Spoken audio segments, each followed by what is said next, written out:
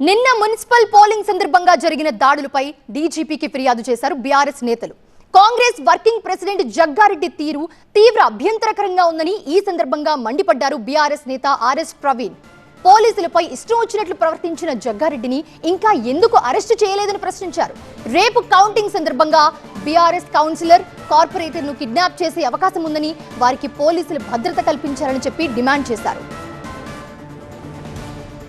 జగ్గారెడ్డి ఆయన సంగారెడ్డి ఎక్స్ఎమ్మెల్యే కావచ్చు, కానీ జగ్గారెడ్డి మామూలుగా పోలేదు. జగ్గారెడ్డి ఇక చూడండి, జగ్గారెడ్డి రౌడీ షీటర్లను వెంబడేసుకొని పోయిండు. ఈ బ్లూ సర్కిల్లో ఉన్న వ్యక్తి రౌడీ షీటర్, అబ్బాస్ అనే ఒక రౌడీ షీటర్. ఇగో ఆయన ఇన్స్టాగ్రామ్ పేజీ చూడండి, అబ్బాస్ రౌడీ అని రాసుకున్నాడు. ఇలా కాంగ్రెస్ టీపీసీసీ వర్కింగ్ ప్రెసిడెంట్కు ఈ రౌడీ షీటర్లతో ఏం పనండి? వీళ్ళు గోల్కొండ ప్రాంతానికి చెందిన రౌడీ షీటర్లు. ఈ అబ్బాస్ పేరు మీద ఒక rowdy sheet Golconda police station ఉన్నది. ఈ మధ్య కాలంలోనే దాన్ని నార్సింగ్ పోలీస్ స్టేషన్కు ట్రాన్స్ఫర్ చేసిండ్రు. ఈయన అబ్బాస్ యొక్క అనుచరుడు మాజిద్. వీళ్ళిద్దరు కూడా రౌడీ షీటర్లే.